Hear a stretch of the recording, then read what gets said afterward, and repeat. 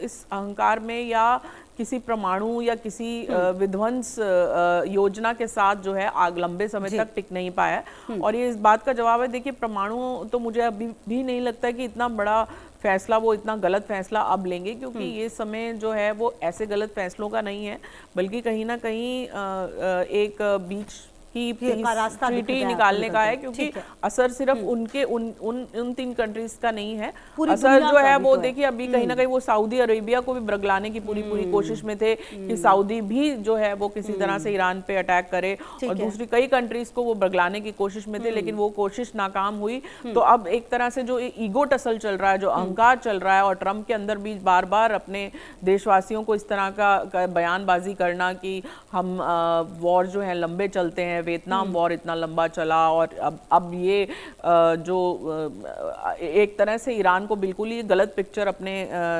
American citizens को भी देना बहुत ही आने वाले समय में उनके खुद के लिए बहुत घातक होगा। ठीक है। अच्छा आचार्य चंद्रमणि जी, देखिए एक बात तो तय है कि अगर अभी की पूरी स्थिति को देखा जाए तो अमेरिका मतलब जो सोच के उसने ये काम किया था कि उसने रिजीम चेंज करना था, और उसने बोला कि परमाणु शक्ति हम बनने नहीं देंगे ईरान को। अब रिजीम तो चलिए क्या चेंज हुआ, खमेनेई के बेटे जो है वही सत्ता में, हालांकि अभी तक खुलकर सामने तो आए नहीं है, लेकिन ये जो परमाणु वाली बात होती है, आपको क्या लगता है कि जैसे कि अलंकृता जी कह रही है कि अभी उनको ऐसा नहीं लग रहा है कि मतलब वो सिचुएशन आई है कि परमाणु जो है उसकी जरूरत पड़ेगी, क्या आपको भी ऐसा लगता है कि अभी थोड़ा सा वो पीक जो है वो नहीं आया, और अगर ऐसा होगा तो पूरी दुनिया फिर एकजुट तो होगी ही? देखिए ऐसा है, मैंने पहले भी कहा कि जो है ट्रंप की बातों पे इतना भरोसा मत करिए, क्योंकि उनके एक एक दिन में 2-2, 3-3 बयान बदल जाते हैं। ठीक है, उनकी कुंडली के अनुसार मैं जहाँ तक देख रहा हूँ, अभी बृहस्पति की महादशा, बृहस्पति में शुक्र का अंतर है, और बृहस्पति शुक्र एक दूसरे के आपस में शत्रु हैं, और शुक्र इनका जो है व्यय स्थान पे 12वें स्थान पे बैठा हुआ है। तो शुक्र भी वैसे ही स्थिति बना रहा है, और लग्न में मंगल भी ऐसी स्थिति बना रहा है कि जो अपना बोलते कुछ हैं, उन करते कुछ हैं, उनको खुद नहीं पता कि वो क्या बोल रहे हैं। और अभी शुक्र का अंतर इनका मई 2027 तक चलता रहेगा। जहाँ ये बात है यहाँ परमाणु की स्थिति की, तो परमाणु स्थिति, परमाणु को तो नहीं कह सकता हूँ, लेकिन हाँ अग्निकांड और ये जो है ये भयंकर होने वाले हैं, क्योंकि अंगारक योग आगे बन रहा है। और तो 26 सितंबर तक की जो स्थिति है वो थोड़ा सा हमारे पंचांगों में भी जो है स्थिति ठीक नहीं बताई गई है, कि कहीं अग्निकांड, कहीं भूकंप, और कुछ रोग भी ऐसे उत्पन्न हो सकते हैं जिससे जनता परेशान रहेगी। तो ये स्थिति बन रही है, तो इसमें यह है कि थोड़ा सा संभल के रहने की ज़रूरत है। और बाकी ये भी नहीं, स्थिति इतनी भयावह भी नहीं बन रही कि परमाणु की स्थिति बनेगी, लेकिन हाँ युद्ध चलेगा, ये निश्चित है। युद्ध अभी 2027 मई तक की स्थिति जो बन रही है वो वहां तक चलेगा ही चलेगा। ठीक है, क्योंकि आज मेरे पास समय की कमी है अलंकृता जी, मतलब जो बात चंद्रमणि जी कह रहे हैं कि ये समय ही ऐसा है, इस समय में हमारे लिए क्या ऑप्शन है, मतलब अगर आप भारत को देखते हैं और यहाँ के लोगों को देखते हैं तो उनके लिए क्या आप सजेशन देना चाहेंगे? देखिए, मैंने अपने लास्ट प्रोग्राम में कहा था कि जल से जुड़े हुए सैलाब आएंगे, और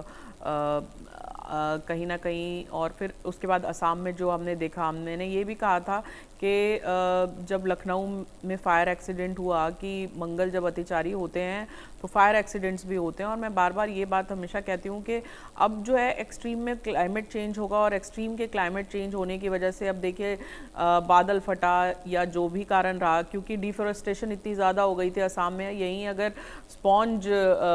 वो रहती, अर्थ रहती, तो फिर भी बचाव हो सकता था। तो मैं यही सभी दर्शकों से ये निवेदन करूंगी कि ये अपनी सोशल मॉरल रिस्पॉन्सिबिलिटी समझें कि जहां हो सके, अगर आप पेड़ लगा नहीं सकते हैं लेकिन उन्हें उजाड़े नहीं, जहां हो सके आप अपने बच्चों को भी सस्टेनेबिलिटी के जो लेसन्स हैं वो समझाएं कि किस प्रकार से वो अगर कहीं पे पानी बह रहा है तो नल बंद कर दें, पानी उतना ही लें जितना पीना चाहिए, और खाना पीना भी जो है वो वेस्ट ना करें। अननेसेसरली फूड वेस्टेज अपने आप में बहुत बड़ा अपराध है। और वहीं एक दूसरे के साथ एक मानवीय संवेदना को हम जितना बढ़ाते हैं, ये बहुत अच्छी शुरुआत की पंडित जी ने भी, सर्वे भवन्तु सुखिनः सर्वे सन्तु निरामया।